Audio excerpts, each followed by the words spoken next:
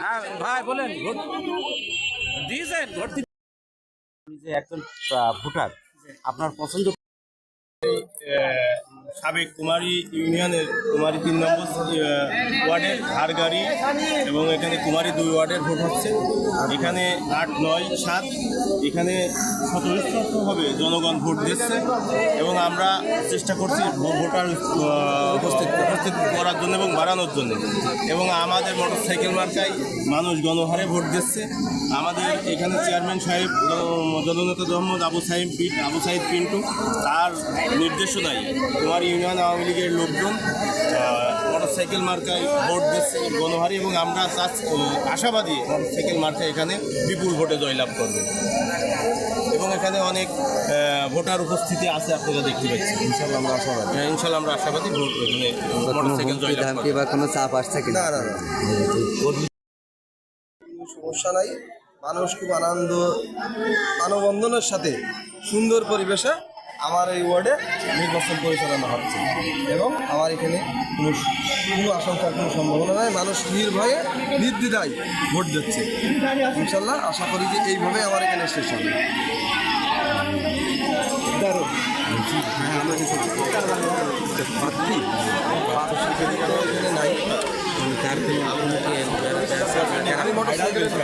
ঠিক আছে।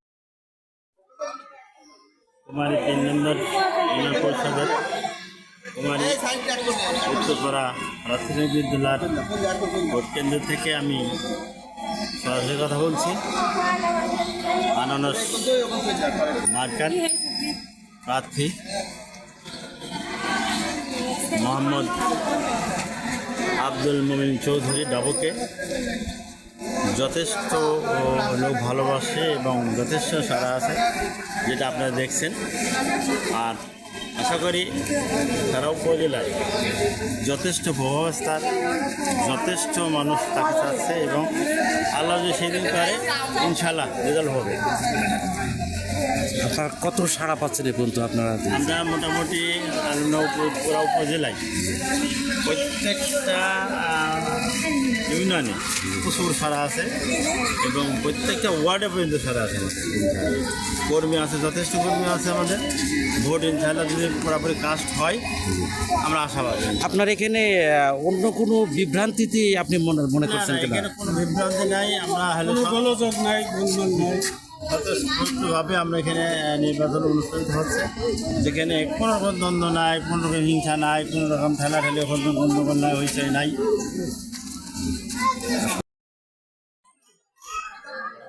এই জায়গার ফুটেজটা আপনাকে আমি দেখাচ্ছি।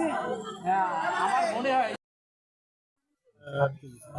এখানে যে একজন এসআই দায়িত্ব পালন করছে, সে সুন্দরভাবে দায়িত্ব পালন করছে। কোনো গোলমাল গোলযোগ নেই, কোনো অভিযোগ নেই। প্রশাসনের উপরও আমাদের কোনো অভিযোগ নেই। খুব সুন্দর দায়িত্ব পালন করছে।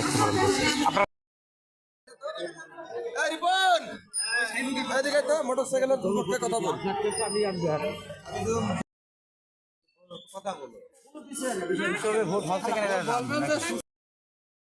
আপনি নিজের ইচ্ছা ভোট দিচ্ছেন? হ্যাঁ, নিজের ইচ্ছায় ভোট